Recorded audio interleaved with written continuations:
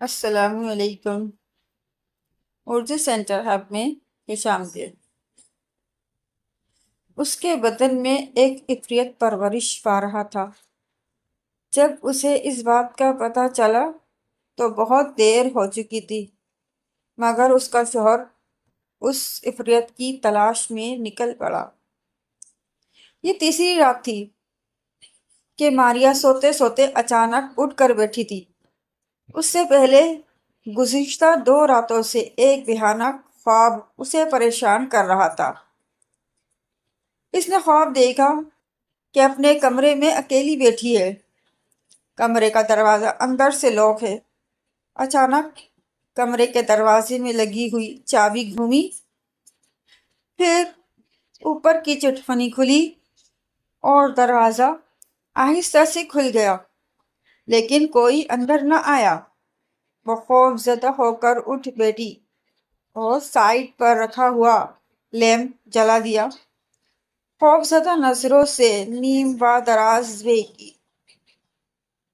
دروازے کی طرف دیکھنے لگی۔ دروازہ ایک زوردار آواز کے ساتھ بند ہو گیا۔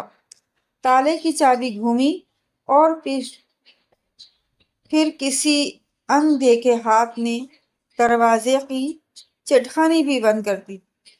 ماریا کا حلق خشک ہو گیا۔ وہ چیخنا چاہتی تھی، لیکن اس کے گلے میں آواز پھنس کر رہ گئی۔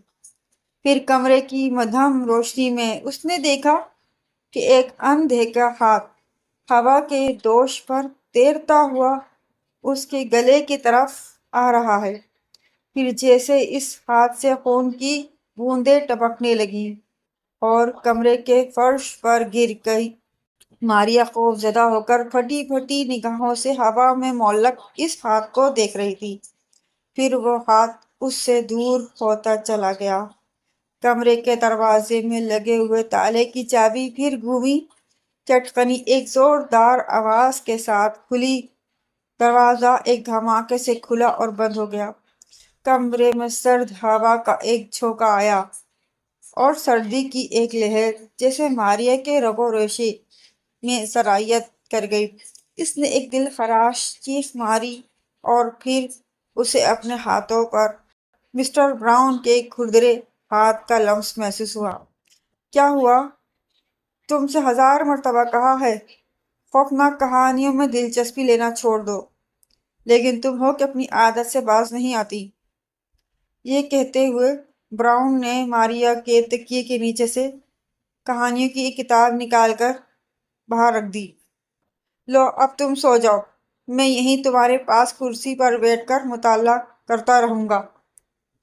خدا کا شکر ہے کہ الزبتھ اپنی خالہ کے ہاں گئی ہوئی ہے، ورنہ وہ بھی خواہ مخواہ خوف زدہ ہو جاتی۔ وہ حیران تھی کہ کیا یہ خواب اسے کسی آنے والے خطرے سے متعلق تو خبردار نہیں کر رہا۔ اگلی رات جب وہ خواب آور گولیوں کی خاصی بڑی تعداد نکلنے کے بعد اپنے تھکے ہوئے اعصاب کو سکون بخشنے کی تیاری کر رہی تھی کہ رات کے 2 بجے اس کی اچانک آنکھ کھل گئی۔ کوئی اس کے خوابگاہ کے دروازے پر آہستہ آہستہ دستک دے رہا تھا۔ اس نے قریب لیٹے ہوئے براؤن کا رخسار آہستہ سے تھپتھپایا۔ اسے اپنی خوفزدہ آواز پر حیرت ہو رہی تھی۔ کیا بات ہے؟ کون ہے؟ براؤن نے بے دلی سے پوچھا۔ باہر کوئی دروازے پہ کوئی ہے، ماریا نے کانپتی ہوئی آواز میں کہا۔ کوئی نہیں ہے، تم سو جاؤ، خواہ مخواہ مجھے پریشان نہ کرو۔ فکر کرنے، گھبرانے یا ڈرنے کی کوئی بات نہیں ہے، میں جو ہوں تمہارے ساتھ، اس نے تسلی دیتے ہوئے کہا اور دوسری طرف کروٹ بدل کر لینے لگا۔ براؤن کے سو جانے کے بعد جیسے کسی تنویمی کیفیت کے زیر اثر وہ آہستہ سے بیڈ سے اتری اور دروازے کے قریب جا کھڑی ہوئی۔ کسی نے پھر آہستہ سے دروازہ پر دستک دی۔ اس بار بغیر کچھ سوچے سمجھے ماریا نے دروازہ کھول دیا۔ ایک ہولناک چیخ اس کے حلق سے نکلی اور وہ بے ہوش ہو کر زمین پر گر گئی۔ باہر راہداری میں ایک عجیب و غریب غیر انسانی مخلوق کھڑی اپنی تمام تر خباثتوں کے ساتھ اسے دیکھ رہی تھی۔ اس کا چہرہ جگہ جگہ سے کٹا پھٹا تھا، دونوں ہاتھ کلائیوں تک کٹے ہوئے تھے، اس کی کلائیوں سے خون بہہ رہا تھا۔ ماریا کی چیخ سن کر براؤن چونک کر اٹھ بیٹھا۔ اس نے باتھ روم کے دروازے پہ پڑی اپنی بیوی کا سر اٹھایا اور اپنی گود میں رکھ لیا۔ پانی کے چند قطرے اس کے حلق میں ڈالے۔ ماریا ہوش میں آ چکی تھی۔ راہداری سنسان پڑی تھی اور کتے کی رونے کی آواز آ رہی تھی۔ وہ پھر آئے گا۔ اوہ میرے خدا، میں کیا کروں؟ میں کہاں جاؤں؟ براؤن، مجھے چھپا لو۔ ماریا بلک بلک کر رونے لگی۔ ایک بار پھر ہولناک خواب نے اسے بے چین اور بے قرار کر دیا تھا۔ براؤن نے اسے تسلی دی اور اٹھا کر بستر پر لٹا دیا۔ پھر وہ دیر تک اس کے بالوں میں کنگھی کرتا رہا۔ اگلے دن براؤن ماریا کو ایک ماہر نفسیات کے پاس لے گیا۔ اس نے تجویز پیش کی کہ ماریا کو آب و ہوا کی تبدیلی کے لیے کسی پہاڑی مقام پر جانا چاہیے۔ دونوں نے اپنی بیٹی کو اس کی خالہ کے پاس چھوڑا اور خود ایک پہاڑی علاقے کی طرف روانہ ہو گئے۔ شام کا کھانا کھانے کے بعد وہ دونوں ایک قریبی کلب میں چلے گئے جہاں ٹھنڈے مشروبات سے لطف اندوز ہوئے۔ جب وہ لوٹے تو رات کے 11 بج رہے تھے۔ ایک طویل عرصے کے بعد پھر سے گزرے ہوئے حسین لمحات ان کی زندگی میں لوٹ آئے تھے۔ براؤن نے کہا، ڈارلنگ، اب کیا پروگرام ہے؟ تو اس نے کہا، میرا خیال ہے کہ اب ہم بہت تھک گئے ہیں، چلو سویا جائے۔ ماریا نے کہا، مجھے بہت سخت پیاس محسوس ہو رہی ہے۔ اس کی بات سن کر براؤن اٹھا اور سائیڈ میں رکھے ہوئے جگ سے گلاس پانی لے کر ماریا کی طرف بڑھا، لیکن اس کے قریب پہنچنے تک دیکھا تو وہ حیرت زدہ رہ گیا۔ ماریا کی آنکھیں بند تھیں اور وہ بے حد پرسکون نیند سو رہی تھی۔ وہ مسکرایا، خوب، واقعی تم بہت تھک گئی ہو۔ یہ کہہ کر اس نے گلاس میں سے چند گھونٹ پانی پیے اور گلاس تپائی پر رکھ کر خود بھی سو گیا۔ اسے خوشی تھی کہ 2 راتوں کے بعد اب ماریا پرسکون نیند سو گئی تھی۔ ماریا کے متعلق سوچتے ہوئے براؤن کو بڑا عجیب لگ رہا تھا۔ اسے یوں محسوس ہو رہا تھا جیسے ماریا سوتے میں کچھ بڑبڑا رہی ہے۔ اس نے کان لگا کر سننے کی کوشش کی، لیکن اس کو سمجھنے سے قاصر رہا۔ ناقابل فہم انداز میں کچھ بڑبڑا رہی تھی۔ پھر اچانک یوں ہوا کہ براؤن کے بدن کے رونگٹے کھڑے ہو گئے۔ اب ماریا کے حلق سے بڑی غیر انسانی آوازیں آ رہی تھیں۔ براؤن کو یوں لگا جیسے وہ کسی بدروح کے ساتھ لیٹا ہے۔ ماریا کی آنکھیں اب بڑے دہشت انداز سے پوری طرح پھٹی ہوئی تھیں اور وہ واقعی بڑی بھیانک نظر آ رہی تھی، لیکن ساتھ ہی ساتھ بدستور ٹکٹکی باندھے چھت کو گھور رہی تھی۔ براؤن کے حلق میں ایک ہولناک چیخ گھٹ کرے گئی اور اس نے کوشش کر کے پکارا، ماریا، ماریا، کیا ہوا؟ کیا ہوا میری جان؟ تم ٹھیک تو ہو نا؟ جو ہی براؤن کے لبوں سے یہ الفاظ نکلے، ماریا نے ایک جھرجھری لی اور بیدار ہو کر اٹھ بیٹھی۔ اب وہ براؤن کے ساتھ بچوں کی طرح بلک بلک کر رو رہی تھی۔ مجھے بچا لو، میں ابھی مرنا نہیں چاہتی۔ براؤن، میں تمہیں کہیں نہیں چھوڑ کے جانا چاہتی۔ اس نے میری آنکھوں سے جیسے نیند ہمیشہ کے لیے پھینک دی ہے۔ میں کیا کروں؟ مجھے کیا کرنا چاہیے؟ براؤن، وہ آج مجھے اپنے ساتھ لے جانے آیا تھا، لیکن میں نے اس کے ساتھ جانا نہیں چاہتی۔ وہ کیا کہے جا رہی تھی اور براؤن مستقل سوچے جا رہا تھا۔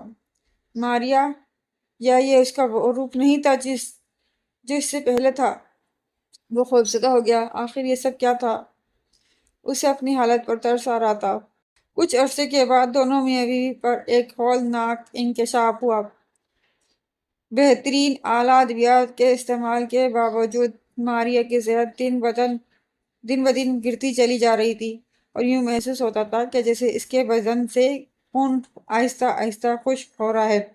اس کے بدن کا رنگ دھلے ہوئے لٹھے کی طرح سفید ہو چکا تھا۔ پھر ان کے فیملی ڈاکٹر نے اچھی طرح معائنہ کیا تو یہ خطرناک حقیقت اس کے سامنے آئی کہ ماریا کے جسم میں خون کی مقدار تقریباً نہ ہونے کے برابر ہے۔ انہیں بلکہ ECG کی مشین پر جو لکیر واضح طور پر دکھائی دے رہی تھی ماریا کی دل کی دھڑکن کے علاوہ کسی غیر انسانی آواز کی لہروں سے مشابہ تھی۔ آخر طے یہ کیا گیا اس کی اسکریننگ ضروری ہوگی اور پھر ڈاکٹرز کی ایک ٹیم نے ماریا کے پیٹ کے متعدد ایکس رے لیے۔ سینے کا ٹیسٹ ہوا سب سے حیرت انگیز اور ہولناک بات یہ تھی کہ ماریہ کے دل کے قریب ایک ننھا سا چہرہ نظر آیا۔ اس کی آنکھوں کی جگہ چھوٹے چھوٹے حلقے تھے اور رخساروں کی ہڈیاں ابھری ہوئی تھیں۔ اسے چھوٹے سے چہرے کے جبڑے اور دھانے پر ایک عجیب سا مذاق خیز مسکراہٹ پھیلی ہوئی تھی، یوں جیسے وہ ماریہ کے بدن کا خون چوس چوس کر اپنی زندگی کا سامان پیدا کر رہا ہے۔ اور آہستہ آہستہ ماریہ کے بدن کی عمارت کھوکھلی کرنے میں مصروف تھا۔ ماریہ اور براؤن کی راتوں کی نیندیں اور دن کا چین اب واقعی ختم ہو چکا تھا۔ اخباری نمائندوں اور رپورٹروں اور ہزاروں حیرت زدہ لوگوں کا انبار، گھر میں رہنے کے باوجود وہ دونوں بالکل خود کو اکیلا اور بے بس محسوس کرتے تھے، اور وہ انہیں یقین تھا کہ اب کوئی بھی ان کی مدد نہیں کر سکے گا۔ ماریہ کی حالت روز بروز گرتی چلی جا رہی تھی۔ آخرکار ڈاکٹروں نے طے کر لیا کہ وہ آپریشن کے ذریعے ہی اس ہولناک عفریت کا علاج کریں گے۔ ڈاکٹروں کے بے حد اصرار پر آخر ماریہ اور براؤن کے والدین کو آپریشن کے لیے راضی ہونا پڑا۔ میڈیکل کی سائنس کی تاریخ میں یہ اپنی نوعیت کا اچھوتا اور منفرد قسم کا آپریشن تھا۔ 4 ڈاکٹروں کی ایک ٹیم جو اپنے وقت کی بہترین اور ماہر ترین سرجنوں پر مشتمل تھی، اس آپریشن کے لیے 1 ماہ پہلے تیار کر رہی تھی۔ اب ماریہ کو بغیر سوئے ہوئے 4 ماہ گزر چکے تھے، اور حالت یہ تھی کہ ماریہ کی آنکھیں سرخ اور سوجی ہوئی تھیں۔ وہ خوف حسرت کی ایک تصویر بن کر رہ گئی تھی۔ آپریشن کے لیے خصوصی انتظام کیے گئے۔ ماریہ اور براؤن بھی اس آپریشن کی سنگینی سے بخوبی واقف تھے۔ وہ بھرپور کوشش میں تھا کہ اس کو تسلی دیتا رہے۔ آخر آپریشن کا دن آ پہنچا۔ ڈاکٹروں نے آپریشن کے دوران یہ بات شدت سے محسوس کی کہ آپریشن بہت سنگین اور نازک ہے۔ آپریشن کے دوران بھی اس کو خون دیا جاتا رہا۔ اس دوران ایک لمحہ بھی ایسا نہیں آیا جب اس کے دل کی دھڑکن بالکل ٹھیک ہو۔ پھر جیسے ہی اس کے دل نے خود بخود حرکت کرنا شروع کر دیا۔ گھنٹوں کے بعد ماریہ آپریشن ٹیبل پر بے ہوش پڑی تھی۔ بزرگ ڈاکٹر گرین ماریہ کو سینے کو شکاف اور وا کیا۔ تینوں ڈاکٹر اور آگے بڑھے۔ ماریہ کا دل ان کے سامنے دھڑک رہا تھا، لیکن وہ پراسرار چہرہ غائب تھا۔ چاروں ڈاکٹر ایک دوسرے کا منہ دیکھ رہے تھے۔ انہیں یہ افسوس ہو رہا تھا کہ اب یہ سب کیا کریں، جیسے سب کچھ ایک فضول اور مبہم سی کوشش تھی، اور ان کی ساری محنت عکارت اور رائگاں ہو کر رہ گئی تھی۔ وہ سوچ رہے تھے کہ اب انہیں کیا کرنا چاہیے۔ ماریہ کے سینے میں ٹانکے لگا دیے جائیں یا پھر اس لمحے کا انتظار کرنا چاہیے جب وہ اس قسم کی صورتحال سے پھر دوچار ہو۔ یہ سب کچھ بڑا عجیب، لیکن اس کے بغیر کوئی چارہ بھی نہیں تھا۔ ماریہ آپریشن کے بعد بھی 72 گھنٹوں تک ہوش میں نہ آ سکی۔ اس کی حالت بہت خراب ہو چکی تھی۔ آخر کار وہ لگاتار دیکھ بھال اور ڈاکٹروں کے انتھک محنت کے بعد ہوش میں آ ہی گئی۔ دہشت اور خوف کے اثرات ابھی تک اس کے چہرے پر باقی تھے۔ براؤن کے چہرے پر روز کے ہوش میں آتے ہی ایک پرسکون طمانینت چین کے اثرات نمودار تھے۔ ماریہ بار بار اپنا ہاتھ سینے کی طرف لے جاتی اور پھر زخموں کے خیال سے سینے کو چھوڑ دیتی اور سینے کو چھونے سے گریز کرتی۔ ہسپتال کے عملے نے اس کی بے پناہ خدمت کی، اور اسی وجہ سے ماریہ کی حالت چند دنوں میں کافی سنبھل گئی۔ لیکن ایک بار پھر ماریہ کے ساتھ ایک ہولناک حادثہ پیش آیا۔ ہوا یوں کہ ماریہ چند منٹ پہلے بہت پرسکون نیند سو گئی تھی۔ اس کے کمرے میں موجود نرس نے اطمینان کا سانس لیا۔ وارڈ بوائے اور نرس کافی پی رہے تھے۔ چند لمحے گزرے ہوں گے کہ وہ کمرے سے باہر آئے ہوئے کہ انہیں یوں محسوس ہوا کہ جیسے گھٹی گھٹی چیخیں اور کڑھانے کی آواز ماریہ کے کمرے سے آ رہی ہوں۔ نرس نے کافی کا مگ رکھ دیا اور کمرے کی طرف دوڑی۔ ویسے بھی اصولی طور پر ایک لمحے کے لیے بھی ماریہ کو اکیلا نہیں چھوڑنا چاہیے تھا، لیکن وہ اسے سوتا ہوا چھوڑ کر آ گئے تھے۔ ماریہ کی آواز سن کر ہسپتال کی ڈیوٹی پر موجود نرس اور وارڈ بوائے تیزی سے ماریہ کے کمرے کی طرف دوڑ پڑے۔ اندر کمرے میں ماریہ فرش پر گری ہوئی تڑپ رہی تھی۔ یوں لگ رہا تھا جیسے کوئی اندھے کا ہاتھ اس کے بدن پر زور زور سے ضربے لگا رہا تھا۔ وہ چیخنا چاہتی تھی، لیکن اس کے حلق سے کچھ یوں دبی دبی اور گھٹی گھٹی چیخیں نکل رہی تھی، جیسے کسی نے دوسرے ہاتھ سے اس کا گلا دبوچ رکھا ہو۔ اس کا چہرہ پرتے خوف اور تکلیف سے زرد ہو رہا تھا، ہونٹ نیلے پڑ چکے تھے، اور وہ اس شدت کا مقابلہ کرنے کی کوشش کر رہی تھی۔ اس نے دونوں ہاتھوں سے اپنا سینہ جکڑ رکھا تھا اور ماہی بے آب کی طرح فرش پر تڑپ رہا۔ اس کا چہرہ کرب اور اذیت کی وجہ سے بری طرح مسخ ہو گیا تھا، اور بے بسی اور بے چارگی کی حالت میں فرش پر گری ہوئی اسٹاف کے لوگوں کو دیکھ رہی تھی۔ اب تشدد کا سلسلہ بند ہو گیا تھا، بس کمرے میں ماریا کی دبی دبی سسکیاں اور آہیں ابھر کر ارتعاش پیدا کر رہی تھی۔ ڈاکٹر اور دوسرے لوگ اس پراسرار حادثے کی وجہ جاننے سے قاصر تھے۔ ایک بار پھر وہ موت کی دہلیز پر آ کھڑی ہوئی تھی۔ اس کے بعد آخر کار ماریا کی جان بچا لی تھی، اور براؤن کے لیے یہی بات خوشی تھی کہ ماریا کی جان بچ گئی۔ براؤن نہیں جانتا تھا، لیکن یہ ضرور تھا کہ اب وہ اس آنکھ مچولی سے تنگ آ چکا تھا۔ اگر یہ عفریت کوئی آصف تھا یا بلا یا روح تھی تو اب کھل کر کیوں نہیں سامنے آتی؟ اس نے طے کر لیا تھا کہ وہ اپنی جان پر کھیل کر بھی اس ہولناک معاملے کو ضرور حل کرے گا، لیکن یہ براؤن کی سب سے بڑی بھول تھی، کیونکہ وہ ان شیطانی طاقتوں سے واقعی مقابلہ نہیں کر سکتا تھا۔ چند دنوں تک ماریا کی حالت کسی قدر سنبھل گئی، لیکن اب وہ اکثر یہی شکایت کرتی تھی کہ اسے محسوس ہو رہا ہے کہ جیسے کوئی اس کا دل چٹکیوں سے آہستہ آہستہ مسل رہا ہو، اور وہ اکثر و بیشتر درد سے بے چین ہو جاتی تھی۔ فون کی گھنٹی دیر تک بجتی رہی۔ براؤن نے چونک کر ریسیو کیا۔ اس کی چھٹی حس نے جس سے خبردار کیا کہ وہ کوئی اچھی خبر نہیں سنے گا۔ نہیں نہیں، مجھے یقین نہیں کہ وہ ایسا نہیں کر سکتی، براؤن چیخا۔ لیکن دوسرے ہی لمحے اس نے سوچا کہ وہ غلط نہیں کہہ رہا۔ ماریا کب تک جی سکتی تھی؟ براؤن، مجھے افسوس ہے کہ ہم اسے بچانے میں ناکام رہے۔ وہ ہم لوگوں کے پہنچنے سے قبل ہی اپنی آخری سفر پر روانہ ہو چکی تھی۔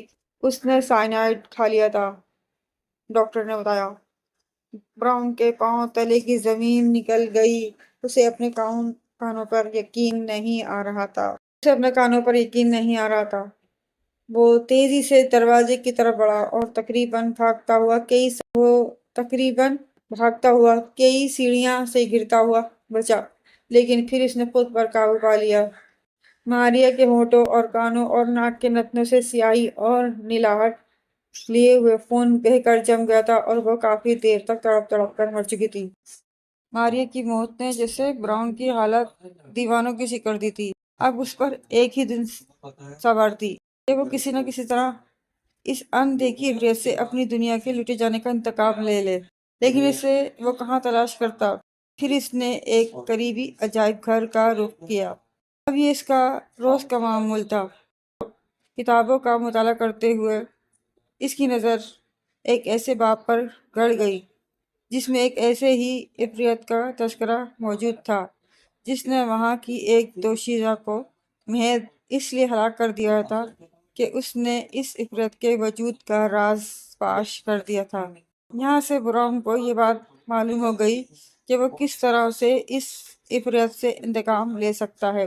اسے اب 24 بت تلاش کرنا تھا جو اس عفریت کا ہم شکل ہو، اور یہ کوئی آسان بات نہیں تھی، لیکن ماریا کی آہیں، خاموش سسکیاں اور کراہیں، اس کے رخساروں پر خشک ہونے والے آنسوؤں کی لکیریں، اور اس کے کرب، اذیت کے دکھ بھرے لمحات، وہ ہر وقت اس کی آنکھوں کے سامنے چلتے رہتے تھے، اور وہ بے قرار اور بے چین رہتا تھا۔ پھر وہ ایک نئے طور پر پرجوش عزم اور بلبلے کے ساتھ اپنے مشن کی تکمیل پر کمر بستہ ہو گیا، اور اس عفریت کو تلاش کرنا اس نے اپنا مقصد حیات بنا لیا۔ آخر 5 برس کی تلاش اور کھوج کے بعد تقدیر کی یاوری کے باعث براؤن اس عفریت کا ہم شکل ایک بت تلاش کرنے میں کامیاب ہو گیا تھا، لیکن وہ یہ نہیں جانتا تھا کہ بدروح اور عفریت بھی اس کی تلاش میں تھے۔ شوکیس میں کئی بت رکھے تھے۔ اچانک سامنے کارنرز پر رکھے بت نے براؤن کی توجہ اپنی جانب مبذول کرا لی۔ یہ بالکل وہی تھا وہ دکان میں داخل ہوا۔ یہ ایک مشہور چینی تاجر کی نواردات کی دکان تھی۔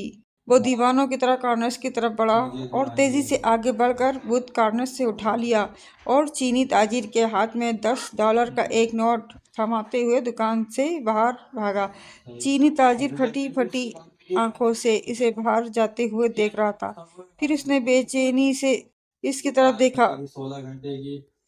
وہ اپنی جگہ سے چونک کر اٹھا اور گھبرا کر دکان سے باہر کی طرف بھاگا، لیکن براؤن اس کی دسترس سے دور جا چکا تھا۔